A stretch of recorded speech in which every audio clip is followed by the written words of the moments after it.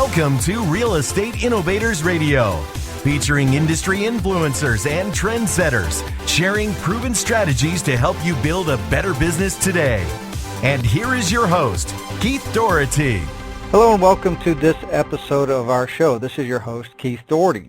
Today our special guest is Florida broker associate and real estate expert Shirley Weems of Waterman Real Estate out of Brevard County, Florida. Now, Shirley ranks as one of the nation's top 250 realtors in the country by Reltrends for 2013, 14, and 15. She's sold over 1,000 units since 2007. She's also received the Quality Service Award from 2007 to 2013, the Centurion Award for Volume and Sales from 2010 to 2013, and Top Producer Award since 2007. She's a residential, relocation, short sale, and REO certified. When she's not working real estate, she's also featured on AM radio financial news talk show with Michael Terrio of the Terrio Group. And she has been featured as a panel member for the Women's Real Estate Conference. So with all that said, Shirley, welcome to the show. Thank you so much for having me. Now, Shirley, to start out with, if we could, what led you into real estate? Was it something that you always knew that you wanted to do, or did you kind of maybe stumble into it? Actually, I definitely stumbled into it. I was previously a 9-to-5 employee. Actually, I was in law enforcement with the state of Florida, and that definitely takes its toll on you, and you work long hours and most depressing situations. So I actually took the opportunity when I had maternity leave to look into getting into something else. And real estate, believe it or not, is pretty easy to get into as far as licensing goes and testing and schooling. So that's how I fell into it. Excellent. That's interesting. Actually, I saw your history on LinkedIn and saw that, your background. My background's actually in law enforcement, too. I was an officer down I started with Fort Lauderdale and worked in Broward, and I actually was a reserve for the Palm Beach County Sheriff's Office. So I've had my hand in that other side of the industry as well.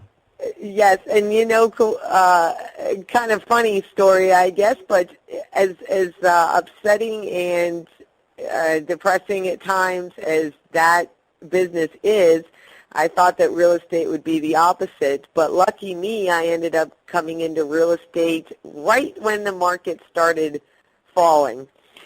So I went from one depressive story to another depressive story, listening to everybody take a hit on their home values and trying to figure out what to do next. So that I really didn't benefit as far as going into something more lively and fun like I hoped. Or at least, an up market that you can kind of ride a wave initially versus getting kind of slapped in the face and like, oh, hey, we're at a downtime. Yep.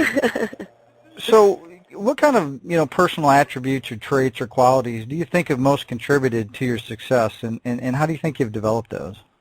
Well, my parents, I come from a family of workaholics.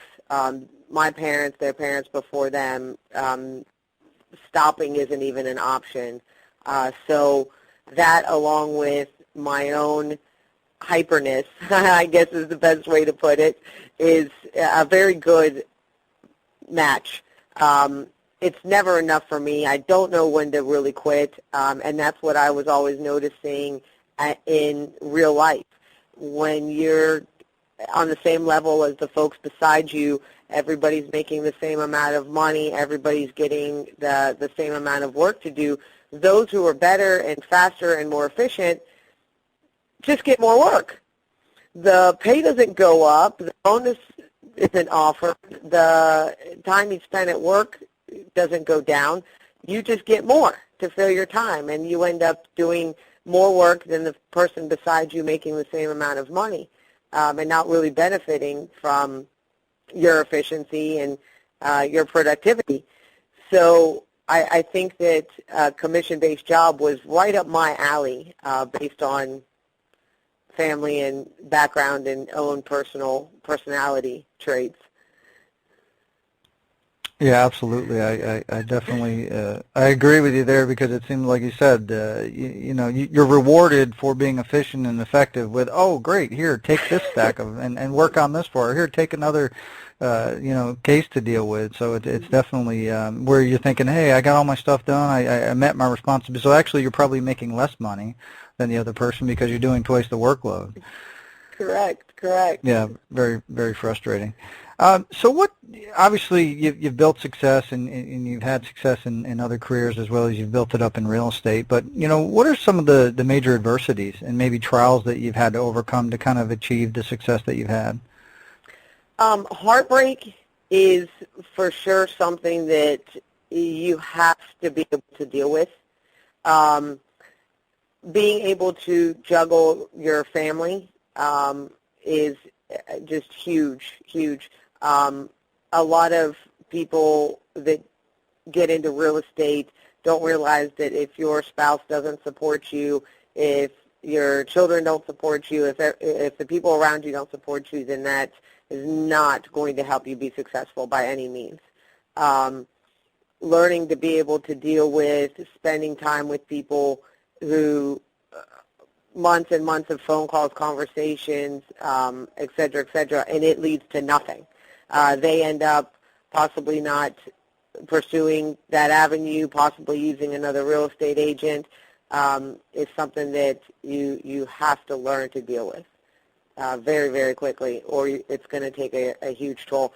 And fortunately for me, my husband, amazing person who can deal with the fact that, okay, I can't be there, I'm running late. Can you go get the kids? I can't make it. Can you do this? Can you do that? It was just fantastic that I was able to have that. I would have never been able to do it otherwise. Yeah, I think it's important to have that solid support system, like you said, especially when you have a family, that everybody's got to kind of be on board, that mom and that she's out and doing what she has to do, and people have to sometimes understand that that to be a little flexible, which I think that that definitely helps with your growth. Mm-hmm. So you've kind of mentioned a few things here throughout, though, but let's ask more specifically. What's kept you going despite these obstacles? Why didn't you give up? You obviously said you had a career before in law enforcement, and maybe you could have went back to that. But when things get tough or things don't go your way, why don't you just say, yeah, maybe I'll just go back to the 9-to-5 kind of thing? Well, can I give the obvious answer? Money. Yeah. This is a job where you can make as much or as little as you want. And the truth is that there is nothing else I can even dream of getting into with the ability to make this much money. So in the end, unfortunately, I'm not doing what I love and what I wish to do, which actually goes back to law enforcement. If the FBI called me right now and said, we want you, but we're not paying you at all, I would say, no problem, I'll be there. I would do it for free. That is what I love. I love the courtrooms, and I love the legal world in general, all of it. My degree's actually in psychology, so initially that was my goal. But let's face it, easiest way to get to the end of the rainbow is acquiring the money that you need to get there, and real estate offers that if you're not afraid to work and go get it. So at this point, to walk away would be like walking away from a lottery ticket that I have figured out, and it wouldn't make much sense. So that definitely keeps me going, is the ability to keep making money, be smart enough to do the right things with it, put it away, and hopefully not have to wait till I'm 75 to retire, 65 to retire. Yeah, maybe that's a law enforcement trait, because probably to this day, too, if I was to get that phone call, and my wife would probably even be like, okay, because I'd be like, all right, I'm going to Quantico for training, I'm gone. It's just, yeah, it's kind of one of those things that I feel, too, that if you got that phone call, you'd be like, all right, I'll be there, just let me grab a bag. Yeah, I loved it. I very much do. That is my passion. That is That is what I love. So now I watch a lot of CSI and investigative television channel to get my excitement from there. I live vicariously through the channel instead.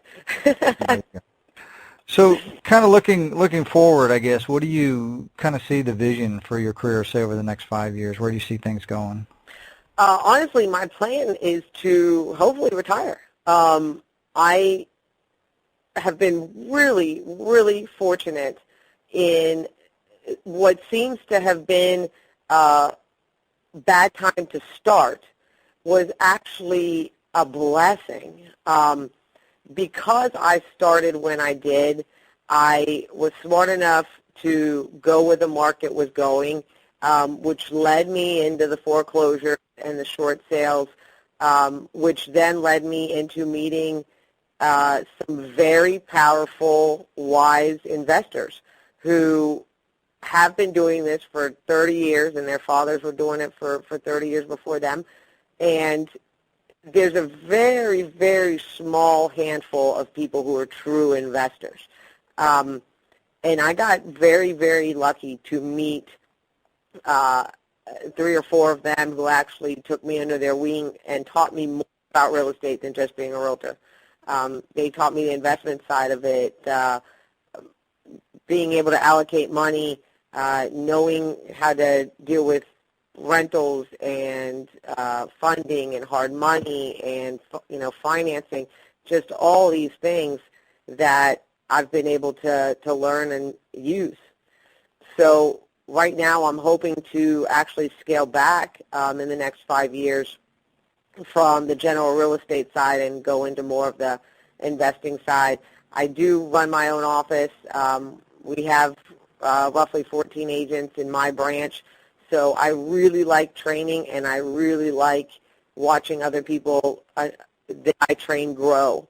And so I would really like to focus more on training them and letting them do the hard work so I can actually go home at 5 and not work 24 hours a day anymore. So that's my hope.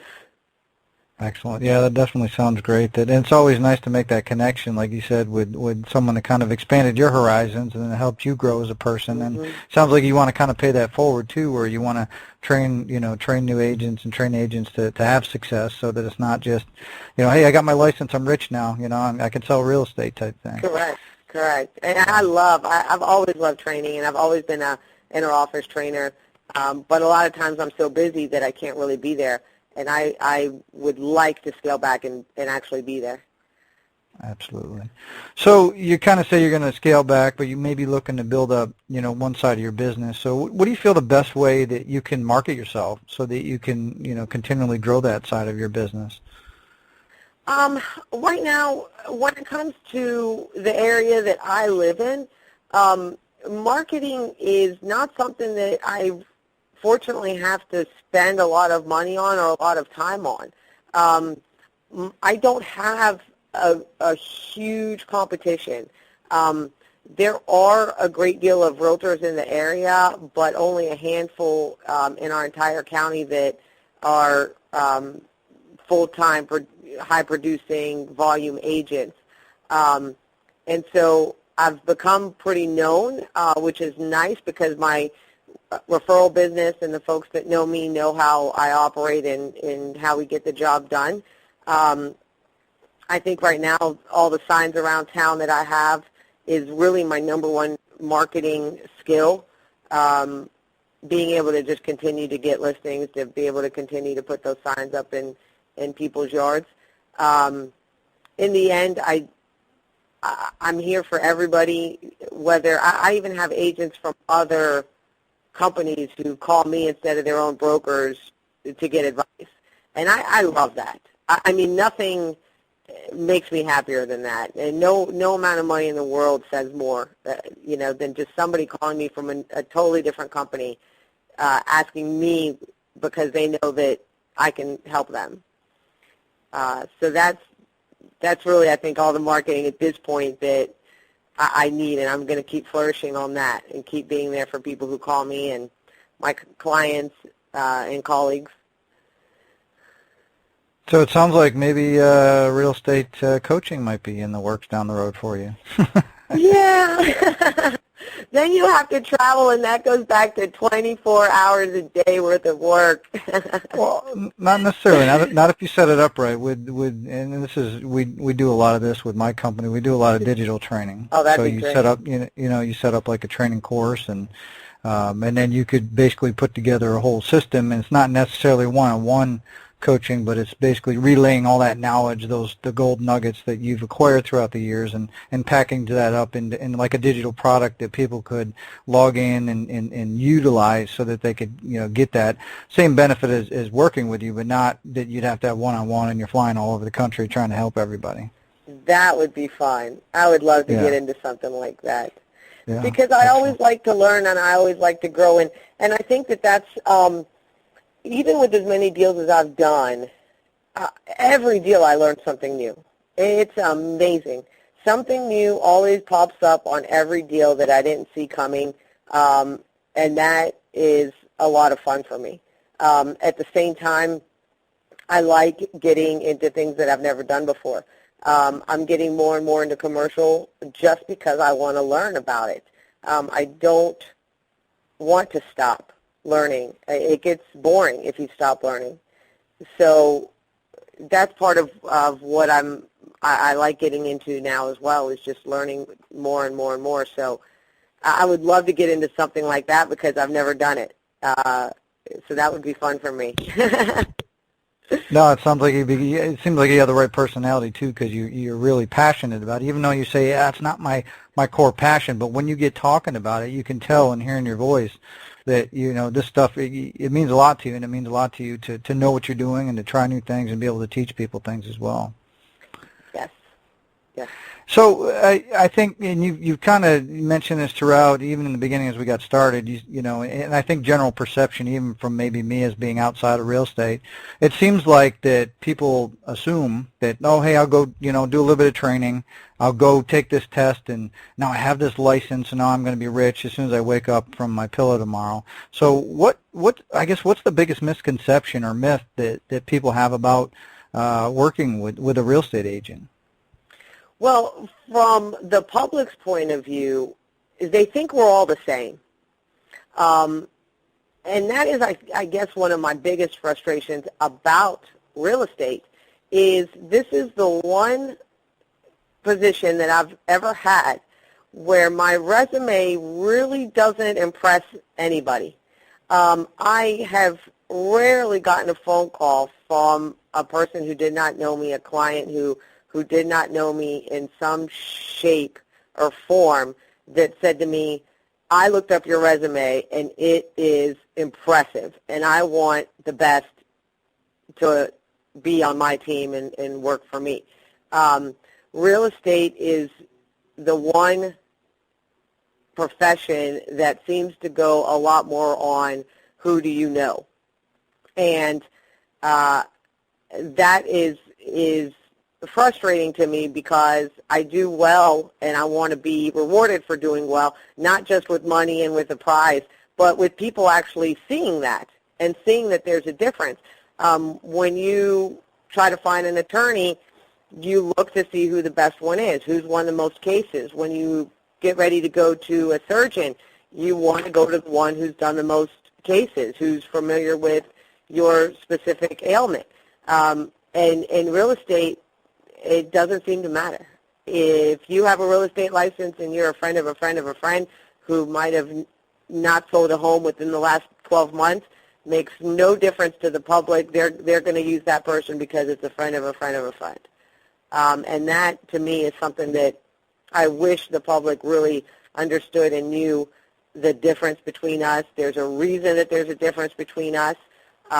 We have 3,300 agents in our county, and the same 40 or 50 do well. That's a really small percentage.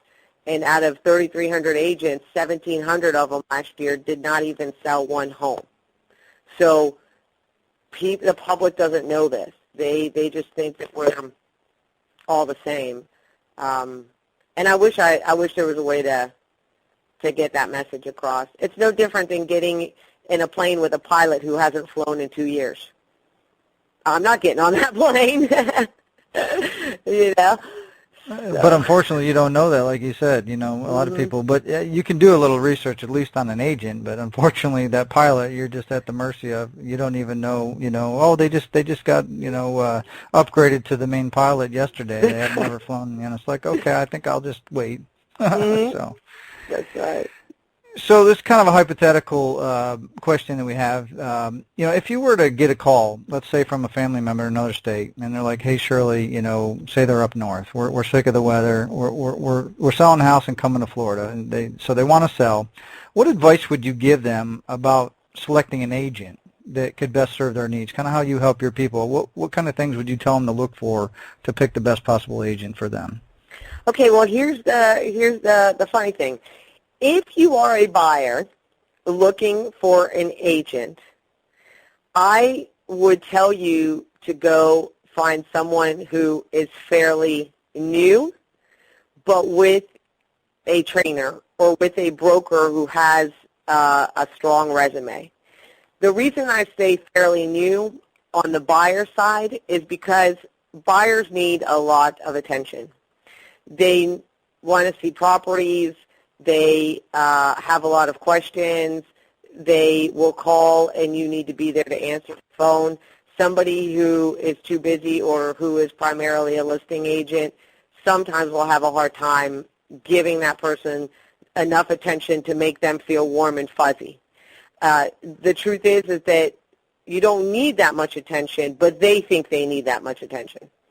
So if you don't provide it to them, they will spend time with you, but then they will end up using someone else anyway because they feel neglected. With that being said, that new agent doesn't know a lot about the financing and the inspections and appraisals and surveys and all the other fun things that come with buying a home, which is why I say they need to have a very strong trainer or manager or broker who themselves have been in the business and sold in the business, not just held a license for the last 20 years, but actually sells and actually operates and functions and does transactions. On the seller side, though, it's the opposite. If you're looking for an agent to sell your home, you need a listing agent who already has a lot of listings. The agent who has a lot of listings has a lot of people in the office to take the calls that come in on the home. A lot of agents in the office ready to jump up and show that property. A lot of backing, a lot of strong backing, the money to market, the connections to market.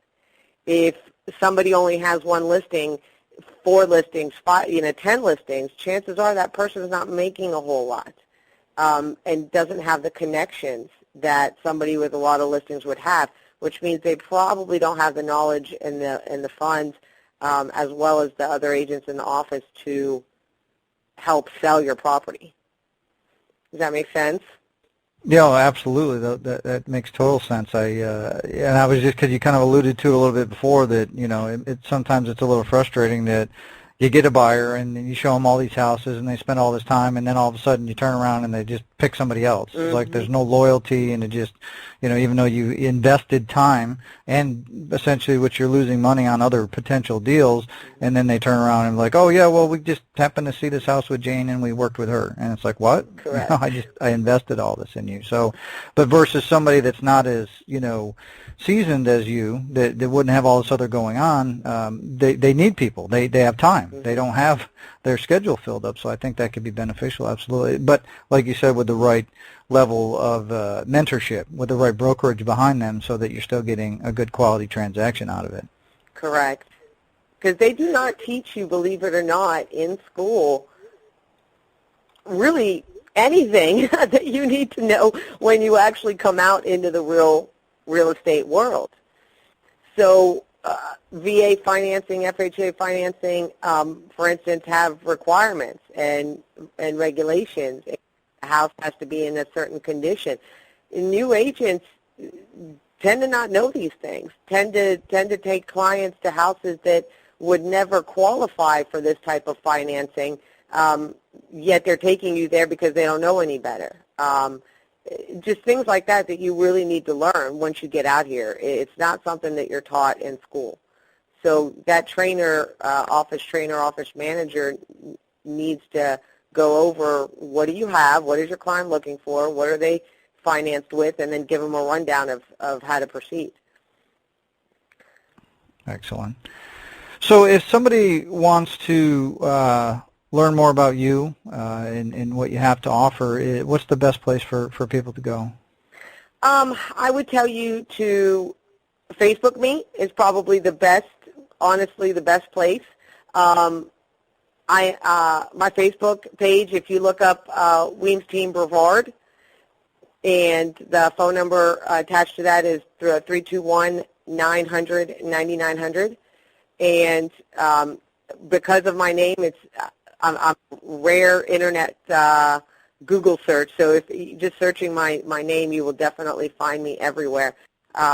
We have websites and things of that nature, but I much rather people call me if they get into buying or selling mode, so that we can really discuss their one-on-one situation. Everybody's situation is different. So I don't really like sending people to websites for information because it might not pertain to them, and all it does is confuse them further. All right, excellent. Well, Shirley, I want to thank you, obviously, for taking time out of your busy schedule here today and to be able to share your business experiences with our listeners. And if anybody's interested in contacting Shirley, we're going to have information below this actual interview. You'll be able to have her phone number. I believe we'll have her email, and if we do happen to have a website. But like she said, the ideal thing is if you're serious and you're ready, especially in the Brevard County area, just give her a call and reach out to her, and she'll be able to help you. So with that said, everybody, thank you again for joining this episode of our show. We'll see you guys next time. Thank you so much for having me. Thanks for listening to Real Estate Innovators Radio. To hear all episodes featuring leading real estate industry influencers and trendsetters, visit us online at realestateinnovatorsradio.com today.